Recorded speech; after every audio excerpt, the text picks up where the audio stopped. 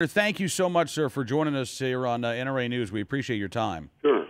I guess the latest developments here, you have requested that the Inspector General not conduct this review of Operation Fast and Furious and the other ATF practices. You want an independent investigator, as I understand it. Yeah, and I wouldn't ask for that because I normally have great faith in all inspectors general, and I'm not sure that I don't have faith in this one, but here's where we are. We're being stonewalled by this department, and so sometimes inspector generals come under pressure from cabinet people. So that's why I've sent a letter to the organization that kind of supervises and intervenes in these cases, an organization of inspectors generals, and asking for somebody outside the department to do that. Have you received a response yet? No, we have not. And Senator, I've got to ask you, because you say you're being stonewalled, and in a letter to you, is it fair to say that the Assistant Attorney General, Ronald Weich, if I'm pronouncing his name right, asked you and your staff to basically back off and stop trying to interview the ATF employees? Yeah, that's absolutely right. In other words, don't do our constitutional responsibility of oversight. Yeah, it's pretty incredible. And I've got to ask you, because CBS is reporting now that these tactics were used in more than one operation and actually go back as far as 2008. And you've still got DOJ and the ATF denying that this ever happened. But it sure sounds like that this was a well-thought-out strategy. The answer is probably yes. I can't verify exactly the dates that you gave me or the widespread insinuations that are there, because this is some of the information we're trying to get. And it also seems like the Mexican authorities would like some information as well. I saw yesterday that members of all three major parties in Mexico's Congress have asked for a joint U.S.-Mexico working group to look into these allegations. Is it your understanding, Senator, that all of these operations were done without any knowledge from the Mexican counterparts in law enforcement? That's the way I understand it, and I think we're pretty certain of that, even though we don't have all our questions answered by the department or the agency. But it seems to me to be accurate what you asked. Because now this gets into an issue not just of law enforcement, but it really gets into an issue of international diplomacy, doesn't it? Mm-hmm. It would be. The extent to which,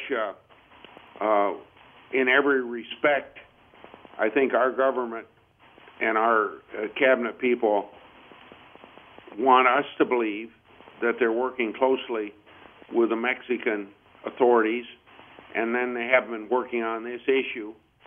It raises a lot of questions. From what you've been able to learn, and I know you're still trying to get documents, but do you believe or have any indication that somebody in the Justice Department signed off on this? We didn't get an answer from the Department of Homeland Security on that point, and we only had them before our committee. And I haven't had a chance, except through letters, to ask those questions of other people. So I really don't have an answer to your question. But it was pretty clear from Secretary Napolitano that probably she didn't sign off on it. But at the same time, you've got both of these agents saying this didn't happen, that they're denying it. Well, we've sent documents. All of our documents say otherwise. Right, and you've got these agents coming forward now. And, I mean, it really raises all kinds of red flags. If they didn't do anything like this, what do they got to hide? Well, listen, they do have something to hide, or they wouldn't be stonewalling.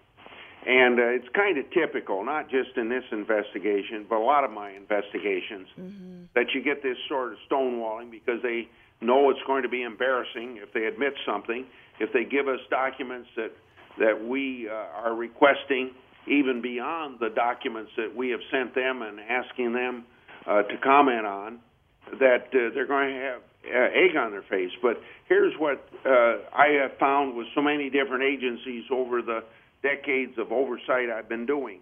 The longer they wait, the more they stonewall. When the facts come out, the more egg they have on their face. Absolutely. Well, Senator, you did mention just a moment ago that you had an opportunity to ask Secretary Napolitano some questions about this. What can you describe in general what her responses were? Were they forthcoming? Well, I think in some respects, because this is divided between an agency like ATF is in justice and certain people in Homeland Security, that she may not have been able to answer, and she said pretty much that she didn't know. In my first series of questions, pretty simple questions about what did you know and when did you know it, and I asked it in about 4 different questions. She was pretty evasive, but probably, from my standpoint, maybe legitimately and honestly evasive, because she either did it so long ago or maybe wasn't even involved, and I would say it's probably the latter more than the former. Mm-hmm. And should have she been involved? I guess we're still trying to get to the bottom of that. You know, and Senator, you wrote a letter to Attorney General Eric Holder, and you talked about the fact that, you know, dismantling the Mexican drug cartels, that's a worthy goal. But asking cooperating gun dealers who have been demonized for being the ones to get these guns into the hands of the cartels, to arm the cartels without control of their weapons or knowledge of their whereabouts is extremely risky strategy. When you first heard about this, what was your reaction? My reaction was that they want to have it both ways. They want to appear to be very pro-gun, and yet they want to make it look like people that own guns or sell guns look bad, and they want them to look bad.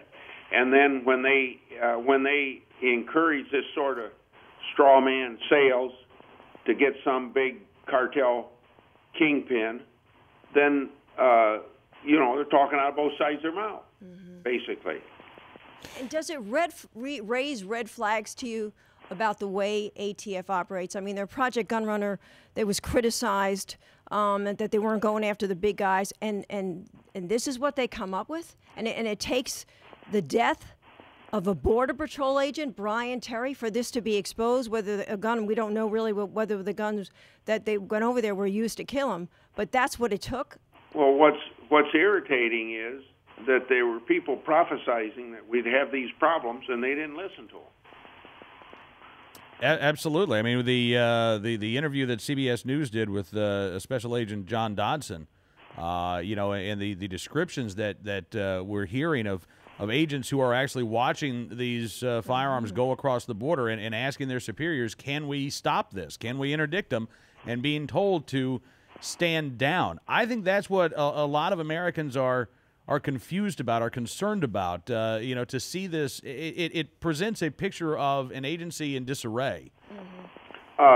Yes, and I've had people try to explain it to me that maybe it was because they didn't have a full-time director and haven't had a confirmed director for a long period of time, but I think that's a bunch of baloney, because they've still got somebody in charge, and they're in the Justice Department, and the Holder has been confirmed, and he's a big fish in the agency and close to the president, and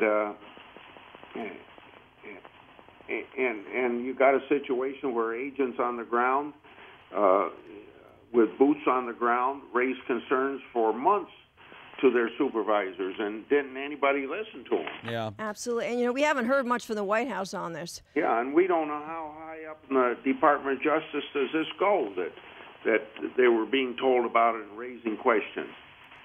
Absolutely. And I want to ask you something, because CBS broke this story. We haven't heard much about it in the media, and I'm just wondering, on the Hill, what are your colleagues saying about this? Well, I haven't, except for Senator Kyle's questioning today. I don't know how many other senators are interested in it, and I'm not saying they should be. Maybe some senators don't do oversight. Maybe I do so much oversight that one thing doesn't get attention over another one. so I haven't had discussions with colleagues about it. Should I have had? Well, obviously, when I bring it up before the Judiciary Committee and on and off, there was at least half of the Judiciary Committee members there today. Obviously, maybe they know more than they did before because of the work I'm doing. But they surely can't justify government policy under this administration or a Republican administration that leads to the death of somebody, particularly when they were properly warned about it. And so often, you hear about how this administration is so concerned about its international image, and this sure doesn't look good, does it? No, obviously not. Well, Senator, we appreciate you joining us today, and look forward to talking to you in the future as the investigations continue, or at least get started anyway. But thank you again for joining us this afternoon. Yeah, thank you both very much. Thank you. I appreciate your interest. Iowa Senator Chuck Grassley joining us here on NRAnews.com.